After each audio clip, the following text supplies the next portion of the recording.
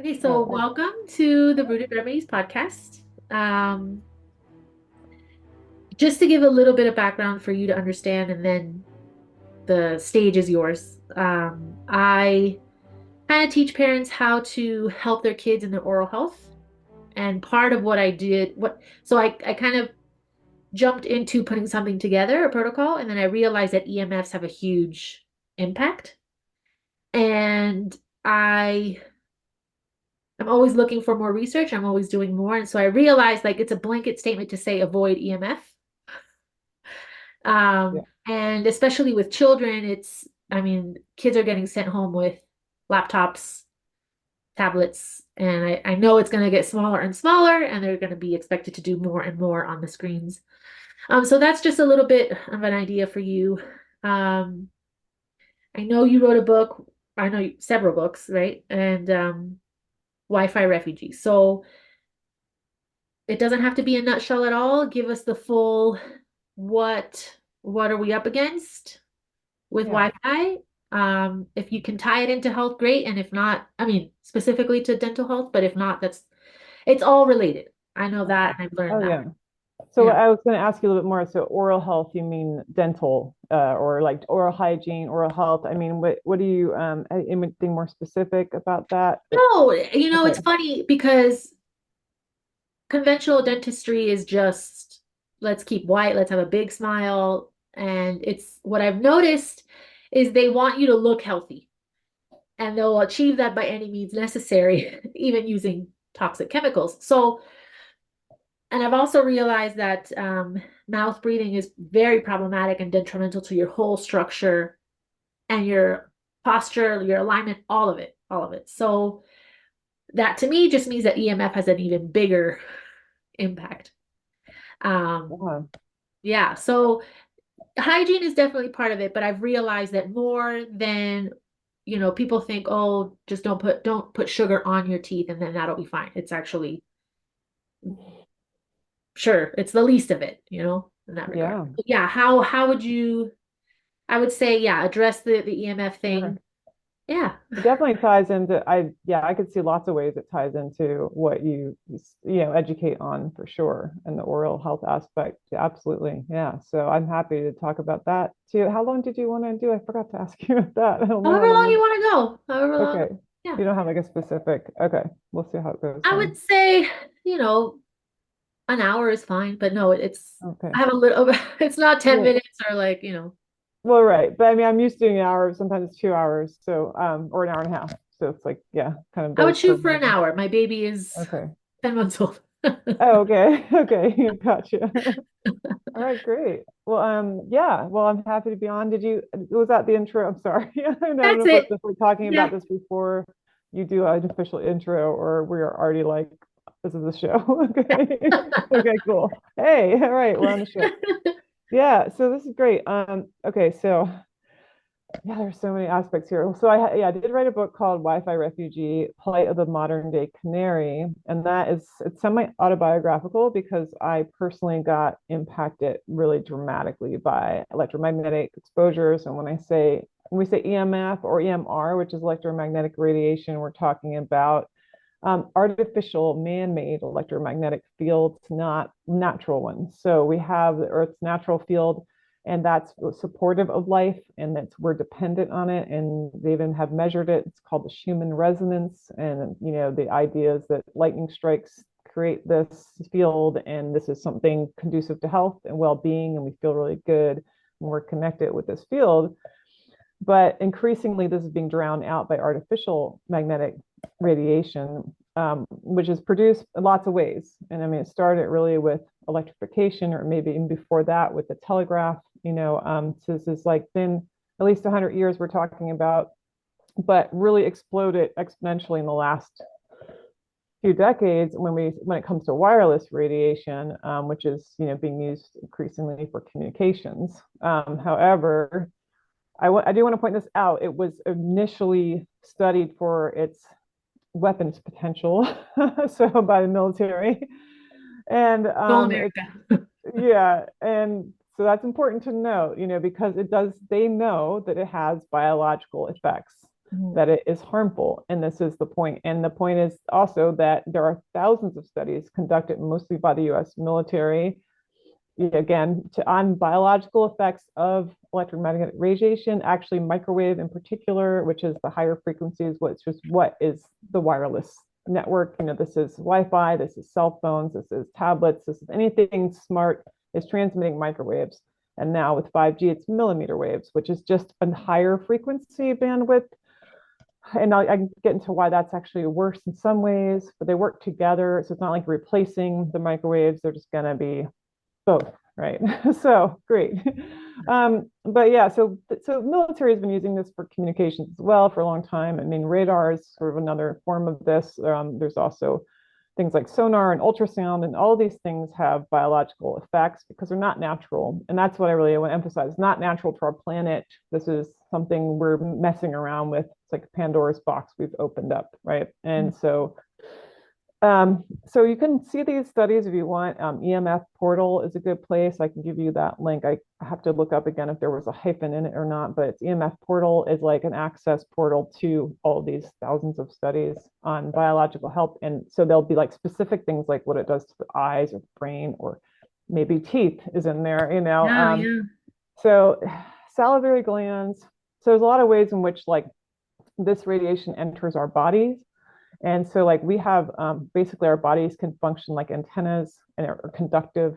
In fact, when they start talking now about the Internet of Things, they are including biological things. And this net, and it's, we're being told it's going to be great because of increased surveillance and we can monitor and manage things better without kind of addressing the health impacts of that. And so what happens is that this can go into our bodies. In fact, what I want to say about that is I recently was reading a paper about how for what they're calling 6G, which is really just more 5G, maybe a higher frequency, but they're always going to have a new generation name to sell products for one thing, like about every decade, right? So that's just to keep us the upgrades and the buying frenzy. And so that's just like where they're going with this. But they actually had these experiments done, I think it was conducted by I want to say University of Amherst, Massachusetts, just maybe a couple of years ago. They studied the effects of like using bracelets. They were using copper coils to see how they could harvest the energy spill off of what they're calling like another way of using the 6G, what they're calling, they're saying to use LED lights to do this, right? So a lot of these street lamps are being replaced with LED, and that is like meant to power this increased net. And they're saying it does spill off radio frequency, and radio frequency is basically microwaves. So they're on the same frequency bandwidth, really close. And they actually said that the human in the testing this was the most conductive. It was more conductive than other things they tested it with, like a laptop and other objects, like with the metal, with this copper coil. All they needed, like a little thin copper bracelet on the wrist. And like, oh, great, humans can harvest this energy, help power it. So the point, reason I'm bringing that up, not totally freak everybody out, even though it freaks me out a little bit, Yeah. is to say that we're really conductive of these frequencies, right? Because we were made to be conductive of a really gentle frequency that's much less powerful than all this introduced stuff. So we are like designed that way in order to pick up this really subtle pulse of the earth that's this human resonance. And so we are going to pick up the other stuff, and it's not to our best for like our health. Okay, so if I you want want to to stop me add, there, ask me. Yeah. I wanted to add real quick. I know that water is conductive as well. And so if we're 99% molecular water, we are conductive in and of itself. And Right. I think absolutely the same conclusion that I've come to, and this was intuitive. This wasn't me doing, so I don't want to, take away from what Sure. you've researched, but if we do better when we're grounding, and if we do better when we drink structured water, and when we get sunshine, like, yeah, yeah, Yeah, it feels good. absolutely. Absolutely. Right. Yes, yes. Yeah, and that's right. And I was going to get to that we are made of mostly water in some form, the structured water, you can say like a gel form of that. And so, um, it is conductive, and it's worse for children because children and women are more they have more of this in their bodies, right? And so this is where when we get to the studies on electromagnetic waves on and microwaves on children, cell phones in particular. Well, firstly, there's been very little safety like the industry itself hasn't really conducted these studies. It's very minimal, and they've been avoiding it. Been playing an avoidance game for a long time because they don't want that to be in the spotlight. You know, they don't want people to know about this because obviously it hurts their profits. That's one reason. So the cell phone test specifically, the only standard for safety that's ever been used by the industry, by the telecoms, has been a test that was conducted on a mannequin that was 200 pounds, 6 feet to, height, in 1993, on a head that was like weighed 11 pounds. So this gel filled head supposed to represent like the brain. And the whole test is about radiation absorption, thermal effects only. So there's also biological effects that happen. I'll get into a little bit about why otherwise. But the thermal effects was the only thing tested, meaning heating, meaning cooking, So this was a 6-minute call on this massive mannequin with a massive head, with the phone held almost an inch away from the head. And that determined like safety standards, what they call SAR standards, which is specific absorption rate for thermal heating effects of what they call non-ionizing radiation, which just means microwaves. And I want to just say, non-ionizing, we're always told, well, it's okay, it's non-ionizing, right? So ionizing is X-rays, and we now know that those can be harmful. And yet the dental industry constantly X-rays your head, including, your brain isn't even covered in lead or anything, and then your teeth, of course. And this microwaves can definitely damage bone. It can ultrasound and specifically actually creates like heat cavitations of heat within the bone and the bone marrow, and this can cause things like leukemia. So that's another, it's not quite microwaves, but similar, and it travels really well in water, and that's what they're talking about. So we're using that in the oceans now for like another great ocean of internet things or whatever, monitoring purposes, because it travels really well in water. Great. But this is why they use it for, unfortunately, on unborn babies. I would definitely recommend against that. It does seem linked to increase in miscarriages and like congenital defects, birth defects. So, okay, so the mouth to the salivary glands conduct. So I have had, of course, I had a mouthful of mercury, and I got that all taken out in the 90s when I realized it was bad, but I didn't really have it done properly. I think I got sicker at the time because like I wasn't really protected from it when it was being taken out. And then I really still don't know what my teeth are full of now because they're white fillings, right? But the white fillings can be different metals, and we have different metals in your mouth. You can actually, I haven't done this test yet, and I've been really wanting to, but there's something called galvanizing effect. Like, so you can measure this current. You can actually create like a battery in your mouth because of these different metals and the saliva with that sodium in the water as the conductor between the metals. So that can cause things like headaches and chronic pain, and probably not good for your teeth. And so that's something that some dentists know about, and they can measure this, and then they can figure out like, okay, maybe it's better to do plastic filling, or, I don't know, the options are. The problem with dentistry, and as you know, there really isn't any non-toxic option. There's less toxic, and yeah. Right. But it might be better to have like nylon plastic in your mouth than these different metals, and having this, creating this current, obviously. So that's what happens. And we have different salts and metals in our body naturally. There's iron in the blood, and there's like basically like salt water in your body. And so all of this can be conductive. And now we've got, poison from heavy metals from all different, places. Pesticides have heavy metals, so you can be eating it, you can be breathing it, you can be injected with it with medicine. So there's a lot of ways we can get these different kinds of metals that can have different effects, and could make us more, I don't know. There's this theory that we may get more conductive. I'm not really sure, because I feel like, well, we already are conductive, yeah. And people say that the DNA is like it's actually like an antenna, like a dual impedance antenna, and that can carry. So one thing we've been told about 5G is it just penetrates like your skin and it doesn't go deeper like microwaves. But the problem is that you can still pick that up with your sweat glands and bring it into your body. So there really is no safe exposure, with this stuff. Like there's minimizing the risk by minimizing exposure. We can talk about that. But I was going to say about microwaves and cooking and microwave ovens. And so that frequency is the same as the cell phones and Wi-Fi, the microwave frequency that they're using in the ovens, but it's just a bit degree of power difference, right? So it's a stronger power.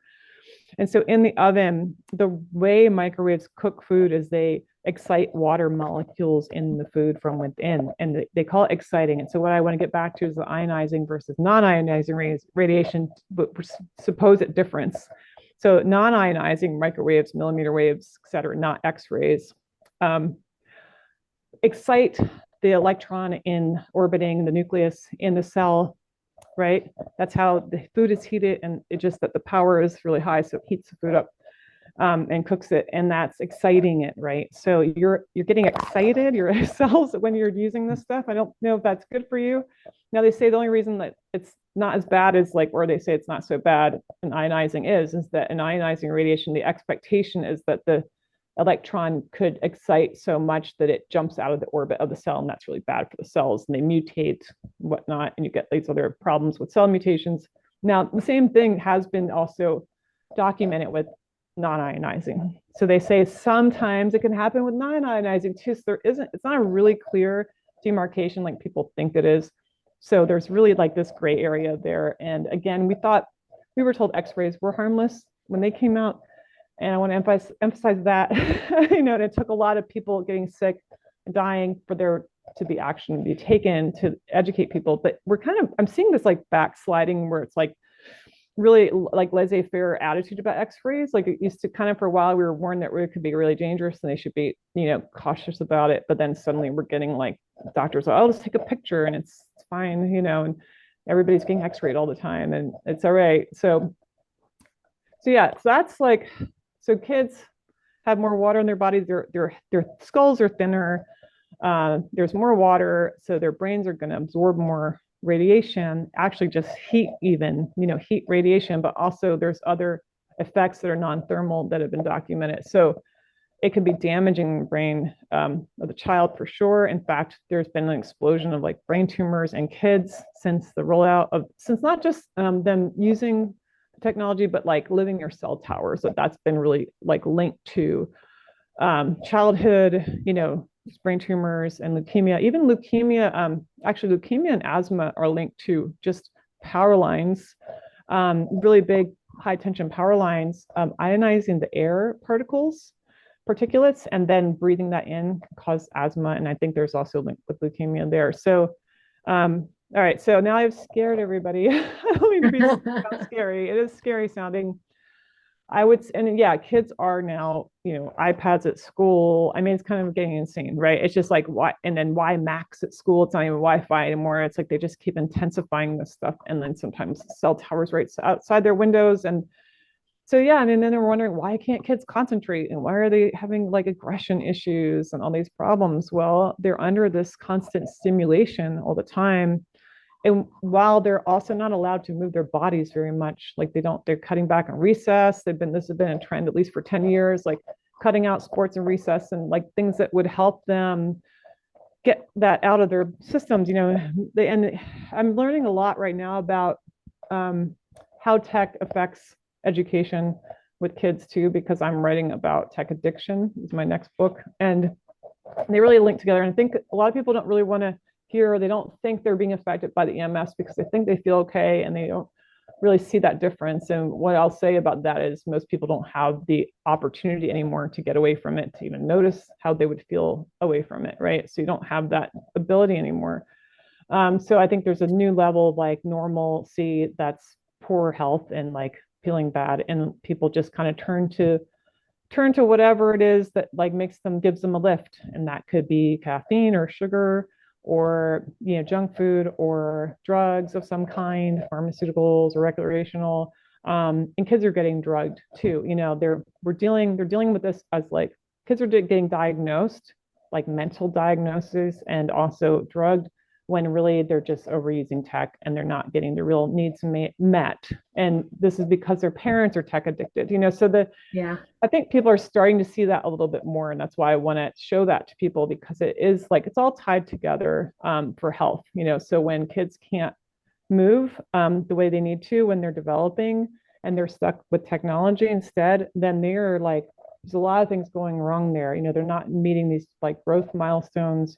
And it's not something you can just like make up really easily if you miss those, Yeah. so you're not like, it's not like, oh, it's okay because they'll just learn to do all these things later. I mean, like, this is when their bodies are developing, their brains are developing.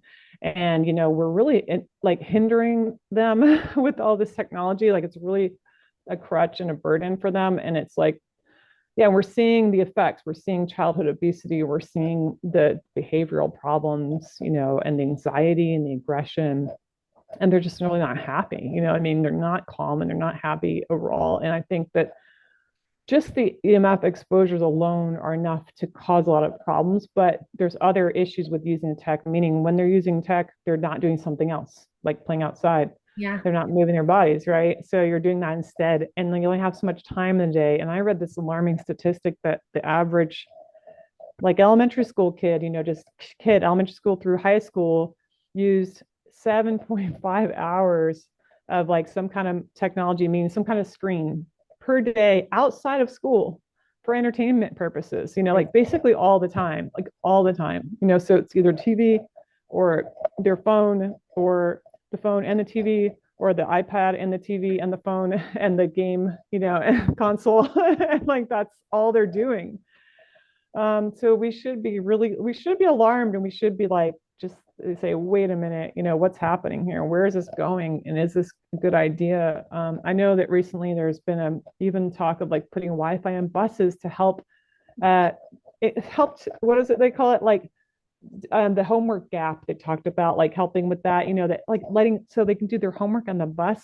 I mean, kids are already not talking to each other. Right. They already like have Wi-Fi all the time. They're not getting away from it. You won't even give them like chance to be away from that on the bus, and it's just like, and when you find out that it can cause brain damage, just the frequencies that it can cause all kinds of disease and DNA mutations and everything, I mean, then it's unconscionable to actually do that. I mean, this is like, people need to be culpable for this who are making these decisions. Like, they need to know about this, because it shouldn't be an excuse anymore that they just don't know, because we have the information, it's there, they're just not looking at it, they don't want to look at it, so somebody needs to be responsible about these exposures. And just relying on the industry to self-regulate, which is what's happening, isn't good enough, because they have these standards that they've set for these exposure levels, which are just not based on any kind of science or real studies of any kind. And they're just set so high that it's almost impossible to ever exceed them. So they're just kind of like non-existent basically anyway. And our standards are set so high in the US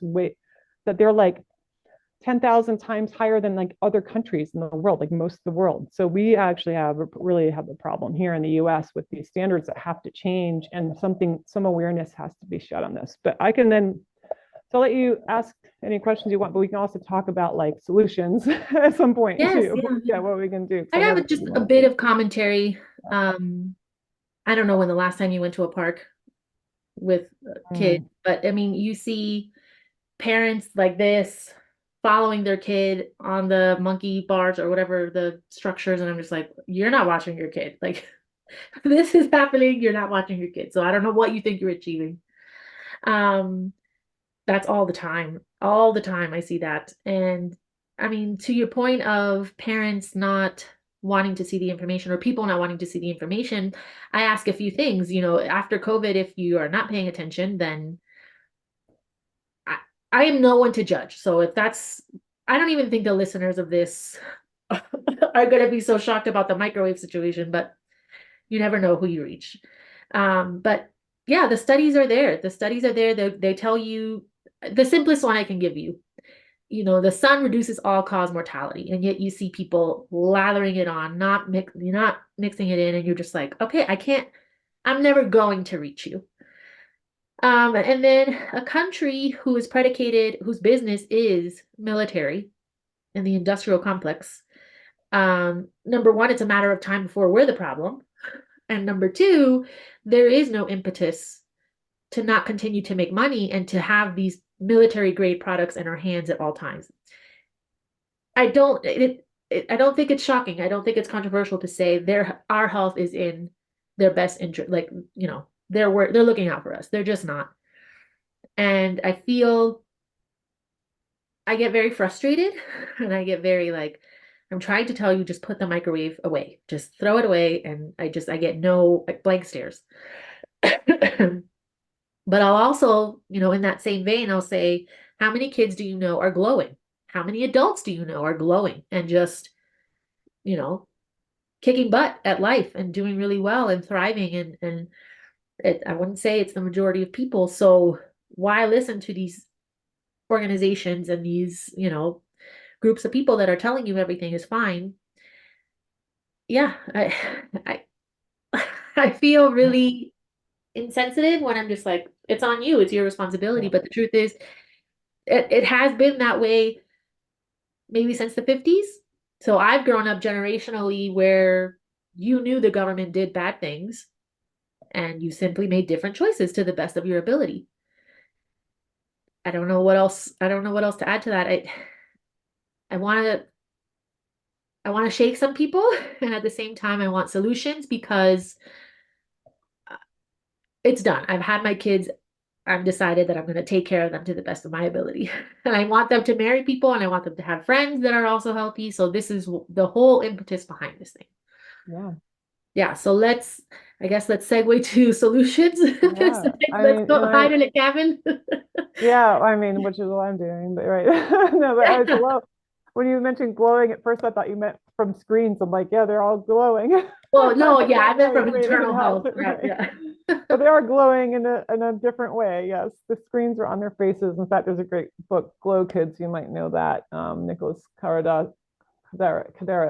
Yeah, he wrote one digital madness, which I also have, which is also a good book. There's one called Virtual Child I just read, which is really good, and that's a good one for educators, I think, and for parents who are like need to hear this. But the problem is, to me, it comes down to the addiction, and that's why the parents are doing it too, and the kids are just mimicking the parents, and the problem is people don't see that they're addicted. It's been normalized. And that's why I'm trying to help people see that, because I think we all have been addicted or are, and there's like some degree, because this is by design. I mean, these products are addictive by design, just like cigarettes are, just like anything addictive substance you can think of. It's the design. It's the design of the slot machine. That's the design of the internet. That's the design of your phones. Like it's a lot easier to get people to go along with like a surveillance program when they're addicted to the stuff. When, if like you said, there's the impetus isn't there to protect public health. The impetus is there for if it's an industrial military industrial machine complex running our government, which it is. And I think it's pretty easy to see that now. It should be. It's easy to track. You follow the money. It's there. They're paying the government. Like these industries are multi-trillion-dollar industries, and they work hand in glove with military and government, and they pay each other.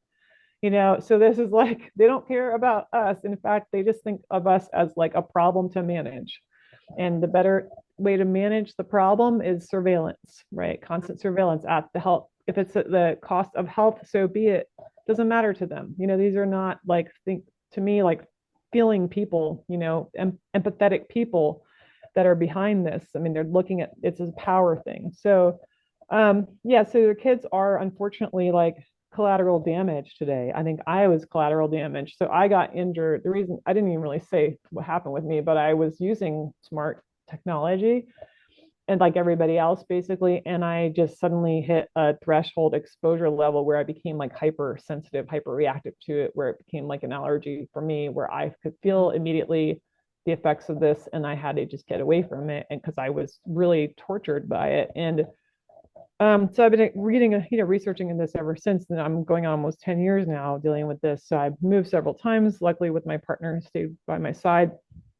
And now we're like on an off-grid location, Northern California, where we had fires. We had to deal with that. And there's a lot, and the fires started right by the cell towers on the mountain here. Coincidentally. I know, right? And luckily we don't have a smart meter and our house is okay and everything. There's no grid power. But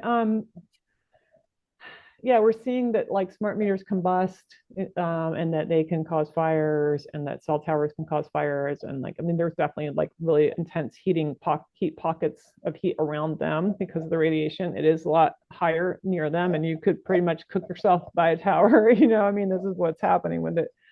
So when we get into solutions like, okay, so it's there, the technology's there and everything. I would say parents are going to have to look at their own use of it before they say anything to kids about it. It's like you can't be a smoker and tell your kids not to smoke, you know? I mean, that's what it comes down to. And you can't just take it away from them immediately, without understanding that it's an addiction, and that like if you're going to do, there's different kinds of programs for like digital detoxing. I mean, it's starting to become recognized more as a problem in terms of addiction and everything. And when I say addiction, I would say compulsive destructive use, right? So it's compulsive. If it's compulsive and you realizing it's destroying your life in some way, then it's a problem and it's an addiction. Because, and I think everybody is compulsively using, like, so honestly, if you have a smartphone, you're probably compulsively using. Think about how many times you're touching that thing, how many times you're checking messages. Like, do you ever leave it alone away from you? Is it always beeping at you? So I think that baby steps is good in terms of like reducing your time with these, engaged with these things, and replacing that time with doing something else. And with your kids that we used to do, because the kids need, so there's this de-skilling going on because of this, right? So they don't have other skills. Like you might, as an adult, still have them, you're not using them, but your kids don't even have them and they never got them in the first place. So if you're not going to help them learn these things, then what are they? You can't expect them to do something else if you just take it away from them. They don't know what else to do. They don't have that example in front of them and they've never learned. And I've just been reading amazing stories of like, because a lot of kids are getting diagnosed with autism as well. Some of that could be, vaccine damage. And I do think there's a component there, but there's a lot more than that going on too, especially, I mean, not in like severe cases. There's severe cases of vaccine damage where it's like the kid was fine and then suddenly he's wailing and he's like talking about toddlers who, and they don't recover and they're like, you need care the rest of their The lives, rest like of the that life. kind of thing. Right. But even then, the problem is that when we have an autistic child, whatever degree of on the spectrum, we step in with more technology to try to solve the problem. So if they're nonverbal, we give them the cell phone to text with us or something, right? And this is going to make everything a lot worse because while it may be harder to teach this kid and to reverse some of the problems, like it's not going to happen through him using the technology, right? It's going to get worse because the technology alone is causing symptoms of autism, and autism really means self-isolation. That's what the word comes from. That's what it was used to describe, right? And so we're seeing this self-isolating behavior with kids. They aren't learning empathy. They are not, because you learn empathy, you don't just have it, like you learn it through eye contact, seeing each other's faces, through interacting, through things like reading stories where you relate to the character, because if you're not engaged even in reading literature, like that's a problem for empathy development, right? So that's kind of getting cut from schools. Like it's kind of more focused on just like math and sciences. So if you're going to just focus on math and sciences and have kids use tech all the time, they're going to turn into robots, and that's kind of it. I mean, seriously, like you're creating like a different kind of human. Like you're getting rid of empathy, and they're seeing that in schools, a 40% drop in empathy between the years of like I think it was 2000 and 2020, like 40% drop in empathy. And there's like ways of measuring this, and they're seeing an increase in aggression. And so kids are like not relating to each other. They're not caring about each other. They're becoming more aggressive. They're engaged and with violent material too. Like, I mean, so the video games are 95% violent. TV 70% violent, cartoons 60% violent. I think it's TV 75% violent content, and that this is maybe a little bit dated information. It might be worse now. So a Right. lot of violence, right? I mean, kids are absorbing all the time around them by mimicking. I mean, they copy what they see, and if you're again, they're going to copy adult behavior with technology, and they're going to copy other kids. They're going to copy what they're seeing in their shows, and they're going to have a harder time separating the fantasy world from reality. If they're and when they're that young and they're engaged in it so much, and this becomes a problem, they don't really understand like the world around them as being not a game. And people are just characters. Then they can just reset and come back to life if they get killed or hurt. So don't like this is a really serious problem we have. We're not aware of this and the impact it has on them, that they're different from us and where they are with their understanding of things. I think even if we really are honest with ourselves, you can start to note your own disengagement with the reality, the world around you, the more you're on screens. You can see that maybe you're not connecting with your physical world around you. Maybe you're not like noticing what's happening to it, and you're just not part of it anymore. And so kids and parents really need to be interacting with their kids, not through a screen. It's like I see that same thing you've seen at parks and everything. And not like if they do interact with the kid, it's like smile for the picture, let me video record you and then put you on social media and see how many likes I get. It's weird. What's Yeah. that doing psychologically to this child? Like they're like gonna have the same problem as like childhood actors have. Like that they have all this attention on them. And that's the only way that they can get attention too, is maybe to do something dramatic, to even like you have to be more and more dramatic to get the attention online now than you used to. And so like, more extreme behavior gets more likes or more attention. And so you can see where that's going. So okay, so again, solutions. So I would so when you do stop, so what you need to do is like, well, here's one I read in the book I'm just finished, called Virtual Child. One, she says, take this is it didn't sound like a lot to me because I take a lot less time with tech myself, but it's going to be a lot for some people. But start with like 1 hour a day, no technology, 1 day per week, no technology, 1 week per year, no technology. I mean, Fun. like no screens, right? And this is the whole family has to do this together. So you just start with I would even just start with 1 hour a day. Can you actually have 1 hour of a day with your kids and your family without this interruption? I mean, it should be possible, right? It used to be Yeah. normal, but family dinner, Well, my kids are something younger. together. They're Yeah, not in, and they won't go to public school, but yeah, they were public school aged. Yeah. yeah. I mean, so I'm not saying for you, obviously, but for anybody listening and watching this, yeah, you want like, so you need, it's funny because I really took this to heart myself, and I thought, because I mean, I don't use a cell phone. I mean, it's been a long time since I've used that, so I don't have that distraction and that stuff, and I have to like work to get to the internet connection. Like it's not in my house. And so I already have these natural boundaries around it. But even so, I have a computer and I am a researcher and writer. So I have this distraction. If I want it to be a distraction, I can also download endless content and then watch it at the house. I can, so my partner and I I was like, what did people used to do? They just were watching TV all the time, listening to podcasts all the time, or whatever. And I was like, I start rediscovering so many things that it's been really fun. Like we got darts now and ping pong, and we were always playing Scrabble, but we do that a lot. But started to do like more movement based things because I learned that movement is conducive to learning, and it's actually really necessary. So you have to like take breaks and move your body to learn well and for deep learning and for focus. And so we're all a bit ADHD now because we don't have, or at least Oh, yeah. ADD, because we don't have that ability to focus anymore because we lose it. So when you're not, and here's an important point about the brain I learned, especially with kids developing. So they even have something called video game brain or something. So the neural synapses, like there's ones for your frontal lobe, actually disengage when you're doing like it's not just video games, but like anything fast paced where your attention's like all over the place.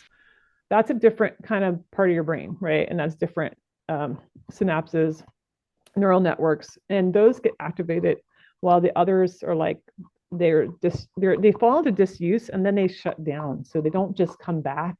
Like, and that's your frontal lobe, is your like critical thinking, higher thinking, self-awareness, empathy, like Yeah. things that make us human, make us like different from other animals and not impulsive. So the other learning that, and so if you're educating kids with like fast-paced stuff that looks like video games, like you're teaching them to be impulsive and to stay in that lower, maybe like reptilian brain and not the higher functioning brain. And it doesn't so some of the studies on this showed like that happening with the brain, and the kids went off tech, for a year, and they didn't reform even after a year. Yeah, like they're just gone.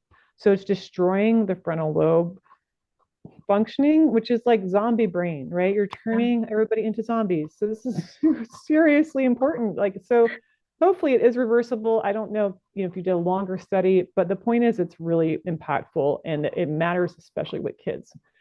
So again, like don't go cold turkey, but start to reduce this. And I've seen like and you want to get to more than 1 hour a day, but you want to start with something like that, and increase that and see how it is, and see what things are like with your family after that. Go bike riding, go play badminton, or just stuff outside. I mean, Yeah. hiking, but like unstructured play is really important for kids, and they're not getting that. Like their lives are so structured at the same time as they're like on tech all the time. They have these super busy schedules and structured lives, and parents often think that that's a good idea, and it's not, because in terms of like so there's the tactile, vestibular, and proprioceptive sensory systems, right? So we know tactile, what that means basically, but vestibular is like related to your inner ear, which is really in your brain, which is about balancing and like your body in space. And so proprioceptive is related to that. It's related to movement. It's like it's found in like your joints and muscles. So it has to do with the more like heavy lifting kind of stuff, and like so pulling, pushing, even swinging, climbing. And so kids need. It's not just that we gave them the stuff for fun. They need to spin. They need to jump, they need to climb, they need to lift things, because this develops their eye, it develops all the coordination in their body for fine and gross motor skills. So we're talking about like eye coordination, your ability to see the world and to hear it. Like so kids are becoming either very desensitized or really hypersensitive, so that when you see autistic kids, they're like wearing earmuffs and things and sunglasses, because everything's like too much, because they're understimulated with movement and touch, and they're overstimulated with visual and auditory, right, and audio. But it's a two-dimensional visual and audio, right? So you don't learn to use the visual and audio for a 3D world, right? So that's just like, and it's replacing that. So this is having like severe consequences on the whole body and ability to do so many things. And so you're robbing your kids of this. Like it's so important to understand that. And so you want to start including this movement back into their lives. And playgrounds like have also been dumbed down because of like lost liabilities and stuff. So like it's not challenging for more than toddlers to be on the playground basically. And so kids actually we need to have playgrounds, get the playgrounds back. And so if you're worried about safety, like make sure it's a soft ground and there's a good fall space around the things. But like, you shouldn't stop your kids from climbing trees and stuff because you're worried they're going to fall. I mean, Right. and kids do fall sometimes and break their bones and that, but that's just part of childhood, and that's part of them developing and growing, and they need to be able to do that. I mean, we were like skating and skateboarding and playing all kinds of things like every day. And this isn't that normal. You don't see kids like, I just don't even see them around. You don't see them, hear them laughing or doing anything. And then when I do see them, I'm like, whoa, because they just are so quiet, or they're uncoordinated, and they don't, it's just they're these sort of ghosts around us. And it's just kind of like, I want to see kids like, even if it's annoying that they're screaming and stuff, that's a good sign, if they're running around screaming, because like you need them to be running around doing stuff. And they need, like, again, unstructured play, super important. In fact, the recommendation is 2 to 3 hours of unstructured play for kids per day. Per day. Like who even comes close to that anymore? I mean, that was normal for us as kids, but even for me, and I was raised in the 70s and 80s, there was television, and then there were video games, kind of came around then too.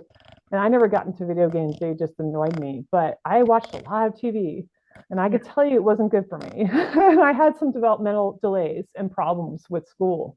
I had learning difficulties, and struggles because of that. And I think also as a girl, and I was in between four boys, I was often excluded from their kind of play and kind of pushed into like more girl type play, which means I didn't really get the girls also need to like do heavy work, like pushing pulling up and like things like that. Even like trapeze or something would be considered that.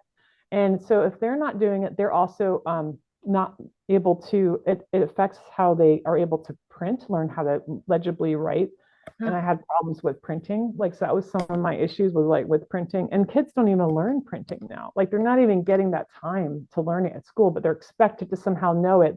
They think that like computers can teach this to them. This is a physical thing that, and this is all about literacy. And so they're becoming actually what, how we define literacy isn't just being able to read, it's to be able to write and to write by hand and it's about comprehension level and deep thinking, learning. So they're becoming illiterate as well. So we're producing like illiterate kids who are uncoordinated, who are going to have all kinds of health problems because they're also sedentary, and they're going to have emotional problems and behavioral problems, which they're just going to they're getting medicated, which is insane. Like they're getting even like medicated with stimulants, which is even worse. So you're and so this burnout happens because you've got your adrenals are constantly engaged. I mean, when kids are gaming, right? When anybody, if you watch a scary movie or whatever, I mean, the whole point is like it raises you get your adrenaline going, your cortisol going, you're sweating, your heart's pumping. But that is going to collapse you eventually. If you keep stimulating yourself like that and kids like that, and that's what these games are like, and they're just like, and they're not moving though. And so they're just kind of like shaking, their bodies get like kind of have seizures even, from this. But again, it's both the actually electromagnetic fields are stimulating and they also stimulate adrenal release. And then you've got compound that with like the content and what they're involved in. And the So it's a strobing, real, lots of strobing in the oh yeah. Disney videos and all those video games. I'm just like, Oh, I can't even look at it. I know. I mean, it's already bad enough that you've got flicker from LEDs on the screen, and then you've got like they're actually the speed at which like these things are moving around. Again, it's developing a certain part of the brain, not the most desirable part of the brain to be developed.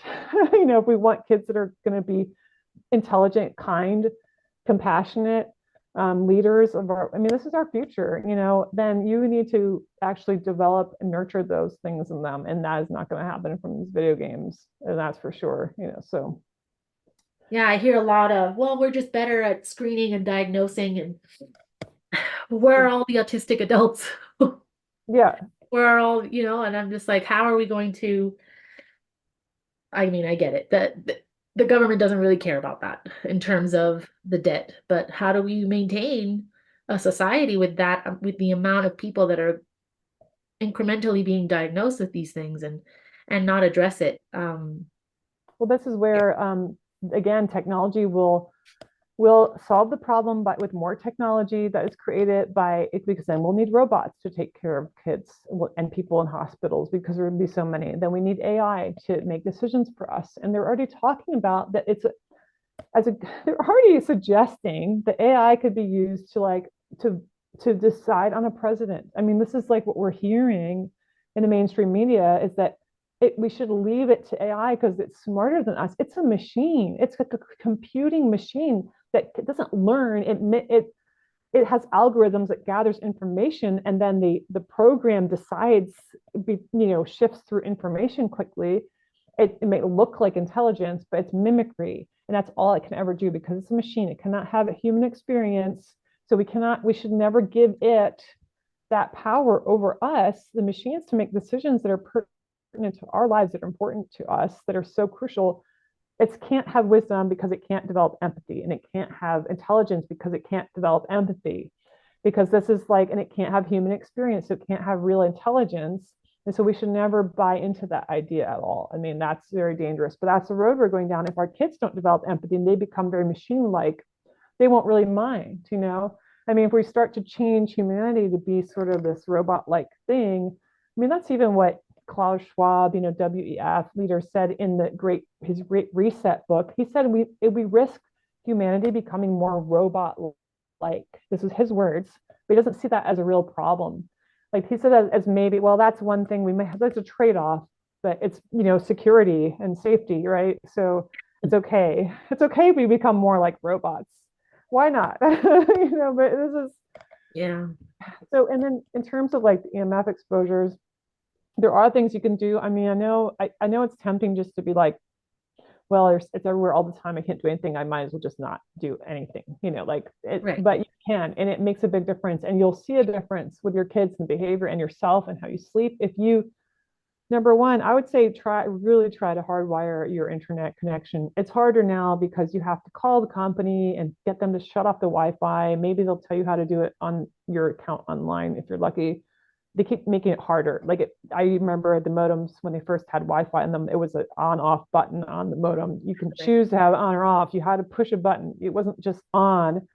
And I think they still have the option of putting Ethernet cables in them, but Ethernet cable into your internet modem, get the Wi-Fi turned off, turn the Wi-Fi off on your computer. That way you don't have it blasting at you on the computer, even if your Wi-Fi is off, because it's all these things are going to be transmitting no matter if you're using them or not, unless you turn them off. Cell Yeah, I phone, learned that even the airplane, cell phone, even if you put it on airplane airplane mode. mode, it's still Airplane mode is still really good, but you can have things like geolocation that are still active, like GPS. You can go in there and disable the GPS and all this other stuff, and that's better. But airplane mode makes a big difference. And I would definitely say do that as much as possible. If you can't, if you're not like, it's too much work for you to turn off your phone all the way and turn it on again. I mean, this is how impatient we've gotten. Think about how crazy it is that people don't want to wait for the phone to boot up or the computer to boot up.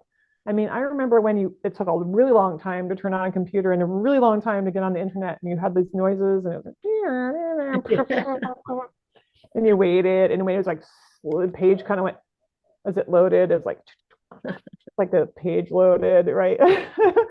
And like we used it still, and it wasn't like we were complaining. But now, I mean, people are like impatient. I mean, I hear people go talk to them on a Skype conversation or something, and they're looking. I'm going to pull this up. Okay, gosh, it's so slow. Why is it freaking stop pulling out? People start swearing. And I'm like, it's really okay. I can wait a minute. It's not yeah. a big deal. Like, let's calm down here. Like, we don't need it to be instant. We do not need this to be instant all the time. And if you're asking your robot, you're asking Alexa or Siri or whatever for things, then, and you're okay. I want to point out if you have access to information, doesn't mean knowing. It's not the equivalent. It's not the equivalent of knowledge. It's not the equivalent of development. And every time you do that, it's a detriment to yourself. I mean, not that we shouldn't look things up and ask things, but if you immediately do that without giving yourself room to think about something and to ask the question of yourself or somebody around you, then you're missing out the opportunity because it's not like these things are bad. Like we've gotten this attitude that it's like learning is is hard or it's sort of then anything hard becomes bad, like and undesirable. And to me, like if it's hard, you should challenge yourself. Challenging yourself is good for you and you'll feel better and you'll feel fulfilled and you'll be happier. And so like we're kind of trying to avoid these things that we've already judged as bad that I think we should embrace, like embrace not knowing something for a few minutes or longer. And like, I mean, I can't get the internet at the house. So we're always going like, I wonder about that. And then we go, huh, if it's really that important and we don't figure it out before we get online again, then it's not, we don't care. It's not that big of a deal. And the thing is, if you do ask and you get your response from the internet, it doesn't mean, first of all, it's the truth. Oh, Secondly, yeah. Yeah, yeah, yeah. yeah. Mr. Secondly, Google said so. yeah, you'll forget it immediately, probably, right? If you don't make the effort, you are going to forget that information. So you don't have it. It's not yours, and this is where we're going with like brain links to the cloud and AI. I mean, we're getting into like a scary territory if we go down this road and where we will not have the ability anymore to think for ourselves, to have our own memories and retain those. So I got on a tangent there, but I was saying you can Wi-Fi off, one solution. If it's going to take a while to get it set up with the Ethernet, and you really think it's so inconvenient to sit down somewhere, oh gosh, the laptops don't even have an Ethernet port anymore. So this is how much harder it's getting. Right. However, there's usually something there which you can get an adapter for. So you can get an adapter. There are adapters. You could even like put a USB cable to your phone, use that as a modem, get to your computer if that's your source of internet. I've had to do that before. And just like, okay, so in the meantime, if you do have a plan of like, okay, maybe I'll try wired internet, maybe it won't be so bad. Because I mean, really, if you understand the risk you're taking with your health, like you will want to wire your internet. but turn the freaking thing off at night. If you have Wi-Fi going on, turn it off at night. I don't care how many neighbors you have with Wi-Fi on, turn off yours, right? This is gonna make a Right. difference. Yeah. You have power over it. Do whatever you have power over, you can do that, right? So you can opt out of a smart meter, you can try to shield it if you can't opt out, you can do all these things, because if you don't want to come, years down the road, either end up like me where you have to do these things and you really like, I mean, I get heart arrhythmias and I get migraines and like severe symptoms. I have a friend who gets seizures around the smart meter, so like if you don't want to have to flee, camp out of your car, like I know people have had to do, like lose your job and home and everything because you had like a threshold level of exposure and you can't tolerate it anymore. You want to get on this early now, so, and I would say if there's a cell tower outside your window, you need to move. If you have this stuff on your roof, you need to move. That's really dangerous for anybody. And you may not end up, actually, I think I'm lucky that I'm sensitive because I can feel these things and I don't have cancer, right? I don't Right. have a tumor. So I'm lucky that this happened to me. That's how I see it, because otherwise I would have continued and then had the tumors and the cancers. And that's where everybody's headed, because this does cause this. There's so much evidence of this causing the tumors and the cancers that, that we don't, anyway, I could talk to you about those studies, but yeah, so your kids, especially protecting them. I mean, talk to your school, like, be like, hey, maybe we don't need Wi-Fi. Maybe we can go back to some book learning. I don't think this is good for kids. It's not good for my kid. Like, let's do this a little differently. Let's talk about it. Get involved with the schools. Like, why are they just making these decisions without the parents? Is it better for kids? Kids, okay, so the American Pediatric Association, I don't know if they're still recommending this, but it wasn't very long ago, where they said kids 0 to 2 should have no technology exposure, none. Like, it's really bad for them. And they're not even talking about EMFs. They're just like developmentally Right. bad. Right. No TV, nothing. 0 to 2, nothing.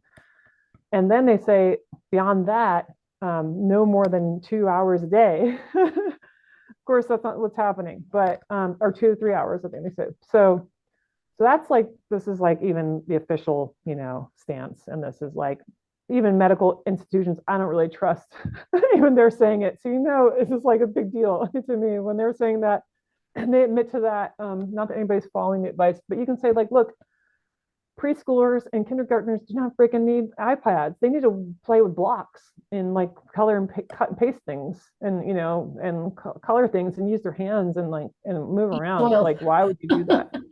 Yeah, and they don't need to learn that early. I mean, hello, it's not that hard to learn this stuff. It's like there's this idea that like they have to be exposed to it really early to have, be able to compete in the job market. No, anybody, granny can learn how to use this, excuse me, stuff. And like your kid is going to learn later. They don't need it then. And this is why the rich kids send their kids to schools that don't have tech, I mean, Montessori and whatever. Like they don't do that. They Or know it's bad for them, right? So it's, yeah, so maybe get involved with your schools. I mean, if your kid's having headaches and nosebleeds and stuff like that at school, then you need to think about taking them out of that school.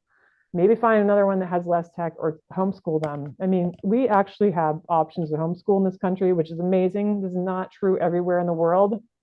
And we should take advantage of that and keep that option available, because I know it's difficult and there's a lot of situations where people just cannot do that.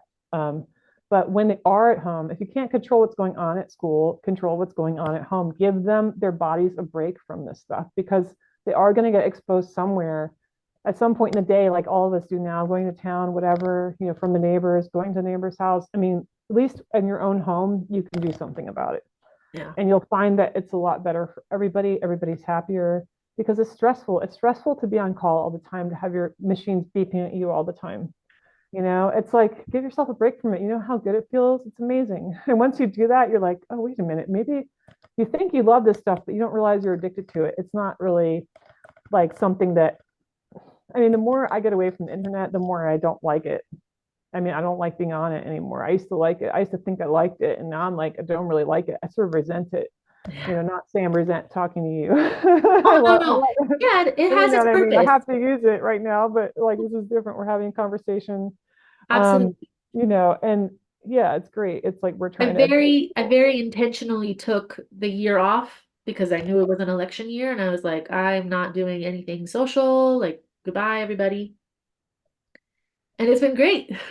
Everybody's running around Good. chickens with their heads cut off, and I'm just like, Oh, wow. Okay. And then I hear one-offs. Oh, did you hear about this happening? And Uh-huh. so said that. And I'm just like, I don't know. I got things to do.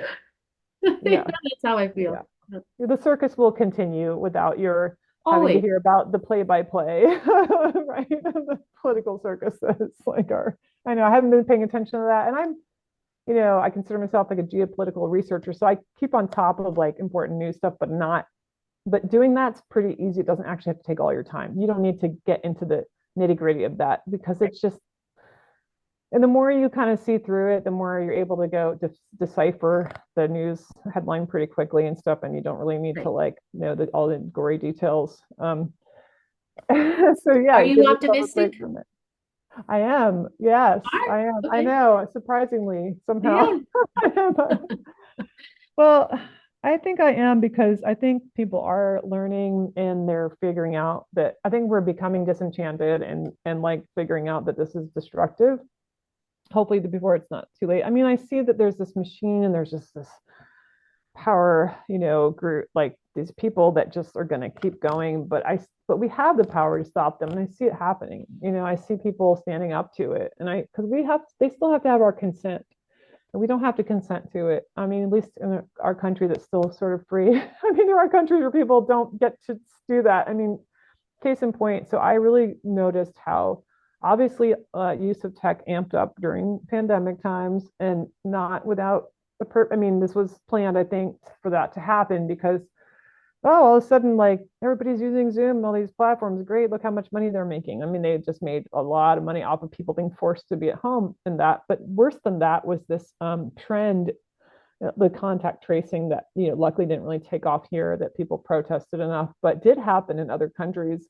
where people were forced to buy smartphones that didn't have them and poor people like or you would get like quarantine prison I mean because like you would have to show your pass on there in it before vaccines it was like not vaccination status but sort of like I don't know I haven't been in contact with somebody who's sick or whatever so you have this contact tracing happening and the crazy thing is there were people who had this problem like that they were facing of I need to go buy a smartphone but I'm going to maybe be arrested on the way there for not having a smartphone Yeah. you know Yeah. and then the story that really sticks with me is this an American student living in Taiwan during this who had been traveling, came back, had to self quarantine for 2 weeks. I mean, I can't believe people did this. I mean, but they were actually quarantining for 2 weeks when they travel and like in one room, like in a hotel room or an apartment or something for 2 weeks. I've never stayed inside in a building more than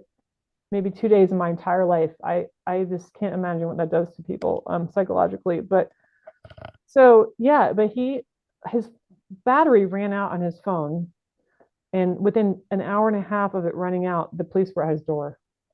Like your phone's off. Like we don't know if you're still there, like quarantining yourself, because it's tracking him. I mean, and this is like, so if we allow that to happen, I mean, the problem is you're saying that people have to have this device on them that is we know is harmful to your body like we know that it itself being on is harmful and then you're expected to always have it on to be surveilled. I mean, yeah, really bad precedent, dangerous precedent being set in a lot of places. And like that's kind of where we're going to keep going with this. And they can make it a smaller thing.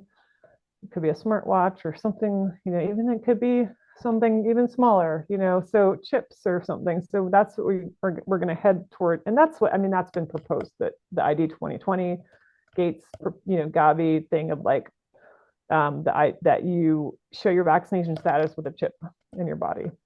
Um, so, and then you can move freely around the world or not. So this is like insane. This is insane. We need to protest, and we still have the freedom to do that. So I do see it, and I met a kid, a 14-year-old, a couple of years ago at the river here when we were all swimming, and there were kids actually playing at the river and swimming in it, and I actually she came up to me, made eye contact, was talking to me, and I'm like, this is weird because I'm not used to kids being able to do that anymore. I think she liked what I was wearing, my outfit or something. So we started talking, and I was a hula hoop dancer professionally for a while, and I saw these videos up. So I was telling her about them because we got on that topic, and she stopped me. She's like, no, no, no, no, I don't do screens. She's like, I'm not a screen kid. she's like, I'm not going to watch that. I was like, what? Really? I was like, what? You're not a screen kid. She's a beekeeper. Her family like has they have a bee farm. And she's like, I'm a beekeeper. And like, I don't do screens. And I was like, EMFs are apparently terrible for bees. Terrible. oh yeah. Yeah. Yeah, the cell phones. Yeah. Yeah, they've actually done studies showing if you put a cell phone in a beehive and turn it on. I was just thinking about this today because I'm thinking about the devastating impact of this on our natural world, which is, tied to us, of course, and our health. That if you turn that phone on in a beehive, they will abandon the hive and not come back. If you have the phone on and it's not in transmitting mode, they will stay. So it's not the phone, the presence of the phone, it's the fact that it's that radiation because it is a signaling that disrupts their signaling and it's very disorienting to them. And so we have like, yeah, so we're sensitive to these magnetic Earth's magnetic fields around us, but the insects and birds are way more sensitive. I mean, these smaller animals are really sensitive, especially that they use for navigational purposes, and they can't anymore. And of course, the technological solution is robot bees, and I'm not joking. I mean, so it's like I don't want to live in a world with robot bees and robot mosquitoes and robot birds and fake trees. And I don't know about you or like what or whoever's watching this, but I don't want that and we shouldn't No, want yeah. that for our children either. And that's the solution being presented to us for any kind of environmental devastation, even though technology is causing it. I mean, of course, cell towers, but also pesticides, a lot of pollution. And like the problem is the focus has gotten away from pollution and onto this climate change narrative. And that's like no mention that like of HARP, which is a heating the ionosphere, that causing any weather pattern disruption or geoengineering that's obviously happening and been happening for a while, causing any weather pattern disruption, like cell towers, none of that's even like talked about. And so it's just us, little people just trying to get by and like travel and do things in the world is we're the problem, so Yeah. yeah, I'm ready. I'm ready to go to the mountains and I bet, but I yeah. mean I'm just I feel a responsibility for my children, like they have to meet people. Do you remember the movie Yeah. Now? Did you ever watch the movie Now? Yeah, I did. I was like, I can't birth Lel. I can't have Lel. Yeah, that's right. But I mean, that seems like Yeah, tempting. I know. Well, there are off-grid communities where there are other like mountain children around, so you could do that if you really felt compelled. I mean, where we are, we're not that close to other neighbors, but there are. It's funny because what we consider neighbor, we have this kind of very widespread community of people that we call on as our neighbors, and it can be an hour and a half drive, so and they're kind of remote as well, but some of them they're closer together and they do have some kids now, and I mean some of our friends are having kids and their kids are living like that, so they're learning. I'm not saying though that all those off-gridders are not addicted to their cell phones, Right, unfortunately. right, right, right, So right. that's still a problem often. Like you could move out there and you could have all these great intentions of living off the land or whatever, and just still have that distraction. I still see like in one case the father, is with his kids, but the phone is just always there. And some studies show that even when the phone is like on the table between you and another person and it's not on or they're not being used, it's a distraction. Like the fact that it's there, we know it could it could interrupt the conversation. So it's already a disruption. And that's how I feel about when I go on the internet. I know what's available to me. So being on the internet is a distraction for me. I don't do my writing work ever while I'm on the internet because I can't even focus on that. I mean, I have a hard enough time just writing emails and like paying enough attention to them there's tabs and there's like things calling you. So I try to write emails offline too. If it's going to be a long, important email, then I'll write it offline. But I encourage people to do things like that too. I mean, there's a lot of ways we can really reduce the impact of this on us and not have it controlling us. I mean, I think often of this, the tool versus master. This was supposed to be a tool, and which is now the master, and which is the tool. I mean, and it's like reversing roles, and we want to stop that. We don't want that to happen. And so we really need to analyze that and see when that's happening. Is this something I'm a slave to, or is it a slave to me? I feel like most of us are maybe becoming slaves to it. So that's my Yeah, perspective. yeah. Yeah. I have, Do you have other kind of solutions, just little things that are a big deal? I mean, when you talk about kids, like no baby monitors, no, I mean, you want to, I know it seems, safety and whatnot, but just you be the monitor, pay attention because that is, again, that's like very high powered microwave stuff. It's actually worse than a cell phone. A lot of these baby monitors, well, cordless phones can be worse than cell phones. You have the base station of it in your home all the time. So if you're going to use like, which I mean, we need to be fighting for our landlines. We should have landlines, and they actually generally work in a storm in a real emergency. They don't go down, and so. But if you're going to have a long conversation, you should do it on a landline. It's secure. You're not going to be listened in on unless somebody bugs your phone, like physically. They have to come in your home and bug it. And you can yeah, I mean, you could, if you still really need the cell phone for travel or something, I mean, just think about it as like an emergency thing, not as a just convenience thing, because the convenience is obviously, it's way more than that now. It's just taken over our lives. I mean, people do not get a break from these things, and I really think it's psychologically damaging for everybody. And I mean, I can't tell you how many times I've already experienced going into a public bathroom and having somebody in the next stall on the cell phone. And I mean, I just can't believe they're talking while they're on the toilet. Like, do you have to do that? And it's like, what about me? I'm in here too. This is like kind of where's my boundary is being encroached upon by you doing that. Like, I don't want to be involved in your personal life. I mean, I right? remember when cell phones started coming into use, and most people were annoyed with people using them in public. Honestly, it was like seriously irritating, like passengers on a train and stuff. Everybody was glaring at that cell phone Oh user. yeah. Oh my, like how could you? Like, and now it's just like, Now you see people with the earbuds and yeah, walking on the yeah, sidewalk and just having I full know. conversations. Oh, look like they're crazy. They look like mental patients, but they're, which they I guess are in a way, but well, this Yeah, is where we get the diagnostic kind of frenzy going on. Yeah, the better diagnosing just means that they've decided that everything's a mental illness that needs drugging, and not just a natural byproduct of like overuse of technology. This is causing the anxiety. It's causing these problems we're seeing with behavior. I mean, okay, here's one piece of advice. If you're going to go down the diagnostic route with your child, first do a 3-month break from technology, and then see if you need to go do that. Like, that's interesting. the That's a thing. great Like, one. you have to do that. Yeah, because otherwise you could really be getting into trouble with this diagnostic stuff and like the drugging, especially, and then the repercussions of that. But like, wait, see if it's not from tech, if it's from tech or not. How do you know unless you don't? If you have to do that experiment. If you don't, you won't know. So, Exactly what I tell yeah, people. Eliminate all of the factors that could be contributing. And, and the huge reason why I wanted to talk to you, it was a blanket statement, avoid EMFs. And I was like, yeah, but they're pervasive, they're ubiquitous, they're everywhere, everywhere, everywhere. So how as a parent, yeah, um, do you do that?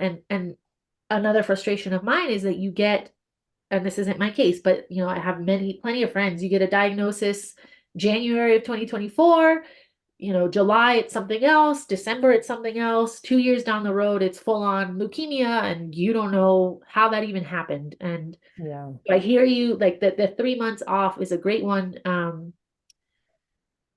Yeah, I know a lot of people they've been diagnosed with a sensory processing disorder, which is just a precursor to autism. It seems like from what I've read, and well, what are the parameters of that?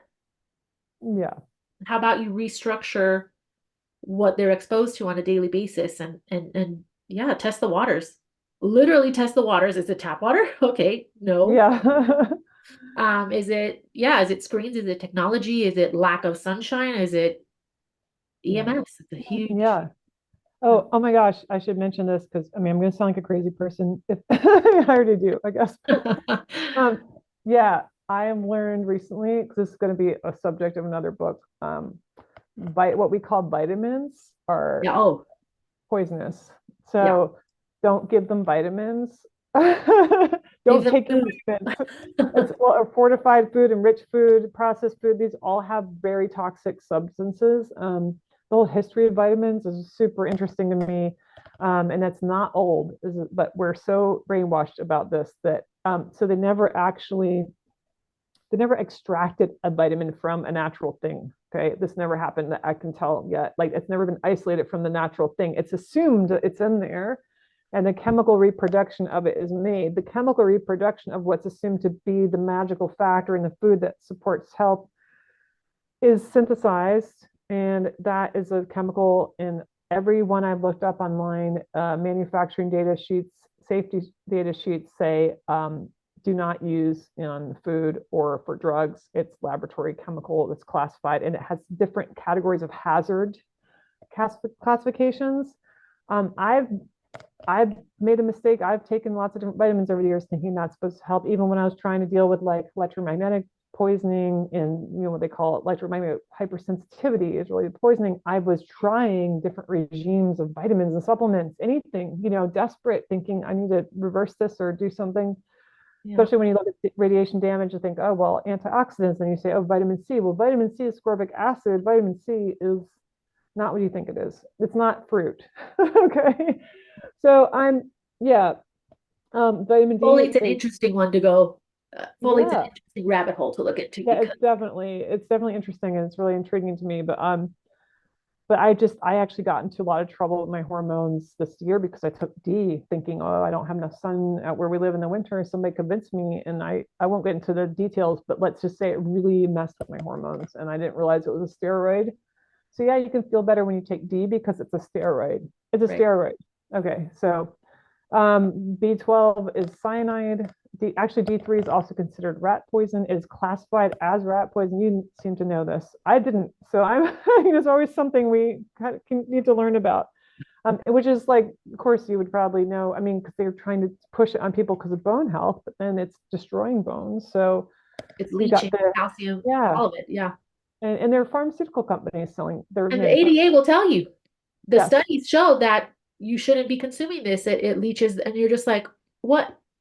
yeah, What's happening? Well, how? And then so I'm black pilled enough where I'm like, if it's in a bottle, yeah. just, It's just don't. bottles, exactly. I mean, it's almost like, and I don't even, people ask, well, what about whole food vitamins? Or, well, first of all, they're usually adding the synthetic vitamin to it, even if it's a whole food base. So you have to really look carefully at that. There's fillers that are chemical. And then why would freeze dried broccoli in a little pill be better than you eating broccolis ever? Correct. Or like Correct. any green food in a little pill that's been processed be better than eating food. It's not better for you. Eat food, eat good food that's organic, that isn't sprayed with stuff, that isn't hopefully irradiated. And I don't know. I mean, I try to grow as much as I can where I am now, but it's winter months, we buy more. But yeah, fortification is a scary thing. That's another forcing chemicals into your food, and same with enrichment. And this is the battle. I mean, this is the onslaught kids are dealing with right now. All the toxic foods and even vitamin. I mean, then you think, well, I'll give them the processed food as long as they have the vitamins, and then you're like, you think you're doing a good thing. And that's what that was all advertising, government sponsored advertising, working again hand in glove with industry to put this stuff in the foods because most of the time it's like a byproduct of how it's a waste product of an industry like steel manufacturing or something that they need to do something with. Oh, we can put it in the food and say it's a vitamin or like sell vitamins. And so, basically the public was sold on this as like, well, because of modern food manufacturing that was like stripping things of nutrients. And they were saying, well, you should buy the pill then, or we'll add it back for you. The government cares so much about you, we'll add it back for you. They added the iodine to salt and they did this to bread, and it's like, no, no, no, no, no, no. Yeah. So we have to take this power back into our own hands, stop trusting these organizations. Like you said earlier, they're not going to do this stuff for us. They're not going to help us out. They're not trying to. Like, so we need to help ourselves and like be the ones to resist this. And again, and I was going to say other things about kids and EMFs. There's a lot of smart gadgets. There's a lot of so anything that's called smart is going to steal the smarts from your child. Okay, so let's just think of it that way. I And love like it. Yeah. smart as in hurting them. But that there's toys, there's so many things right now, and it's like, so none of that, definitely none of that in the bedroom where they sleep, no screens in the bedroom, even like LED lights try to not have LED lights or fluorescent lights. Like I know tungsten are banned, basically can't get them anymore. I think we still have some old light bulbs. You might be able to get Colorado tungsten. banned incandescent.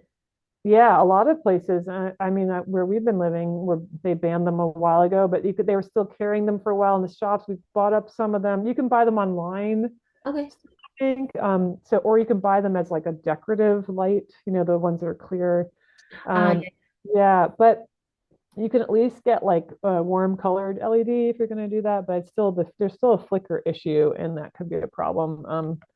But warmer lighting and less lighting and less electrical stuff. And you can even turn off your breakers at night is a good idea. I've done that. But I've had people like just see how your sleep improves. Like try to do any of those things, all of them, hopefully more the better. There's also filters you can get for dirty electricity. And dirty electricity is one of these things that a lot of people don't really know about because it's not just looking at like wireless things, it's looking at the electrical wiring in your home. And like, so a lot of people's wiring isn't done correctly, it's not grounded. And so then you get what they call like transients or harmonics on the wiring, which creates like another electromagnetic field in your home, like that you're like a cage you're in, basically. So there is filtration available, and we've used that when we had on-grid power, and it was really helpful. And there'll be like weird symptoms people get from dirty electricity that they have no idea is tied to that. And one of them is like Sampaku eyes is when you have like your whites showing under or over your irises, you know what I mean? So it's like, and you see people have that, they probably have dirty electricity in their home. And I've actually helped somebody by, I noticed he had that, and he was also dealing with Lyme, suffering with that. And I also had Lyme, but it was like, to me, it was EMF related, and I got away from that, and those symptoms went away.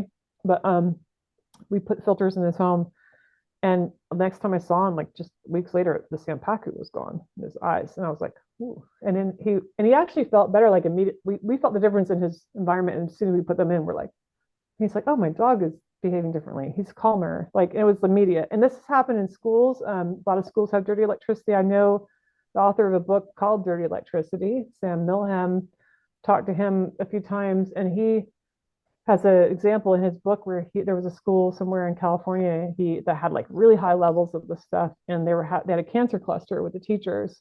So he offered to like, he diagnosed the problem as like dirty electricity. They didn't even have a cell tower there, so it wasn't that. And he put filters in, and everybody felt the kids were calmer, like everybody felt this difference. And it's like, oh, this is great. But they went to the school board about it, and which they shouldn't have done, I guess. They probably should have just not told the school board and left them there, because then they're like, because they're just thinking liability, right? They're freaking out. And they're like, no, no, take them out. You can't do that. And they're like, no, no, no, there's no problem. Because as soon as they admit there's a problem, that means they caused cancer, right? Their negligence caused the cancer of these teachers. And there's no way they're going to admit that. And that's what's happening time and again. And people ask, well, why don't they do something? Because of liability. Think about it. I mean, the minute like it's widely accepted, just like with tobacco, cigarettes, like the minute it's widely accepted that this industry and their products have been causing this level of harm, there's going to be massive liability, massive lawsuits. I mean, there have been already lots of money paid out in lawsuits for cancers, but it's all kind of hush hush, like often that you sign like a gag order or something, like so that you won't tell the press. So they're already paying out money on this already, but like it would be just much worse. So this is why time and again you're not, it's like, even if you're like, well, why don't I brought, like, we learned this, so why don't we stop this now in the schools? Because again, if they say that they admit that this thing has been harming the kids, they can't admit it. And this is where we get stuck with this. I mean, rather than admit it, they're just going to go full steam ahead and like add more, so we're Yeah. just leaving this crazier. And do the internet of bodies and the internet of things, and you're I just like, know. guys, It's control the yourselves. Yeah. net. I know the net. I mean, it's called a net. It's called a web. It's crazy. It's like it's trapping us in it. I even noticed Google, an anagram for Google is goo gel. So it's Ooh. like sticky stuff that just traps you in it, And I just feel like there's so many, yeah, ways it's trapping us. So we have to get ourselves out of the net and not into a bigger one. And yeah, and it's just going to go. I mean, all the patents I've read and everything, it's just the natural kind of conclusion of this is like everything with sensors and everything, constantly surveillance and like just complete alteration of our environment and people in it. And so I think that's like if we don't do something about it, that's kind of where we're headed. But yeah, but I'm still optimistic.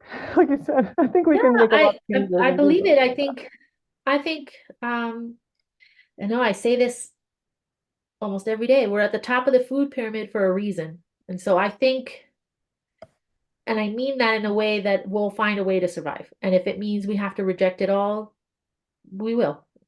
At least a Yeah. group of us will, and and we'll And if make it. anybody calls you a Luddite, you should be happy because people don't know where that term comes from. It was from a group of it was in England when I think it was, now I've forgotten if it was cotton or wool, but it was like when the machines were coming in to take over jobs. And these were just a group of people who were breaking the machines because they saw it as a threat to their livelihood. And it's true.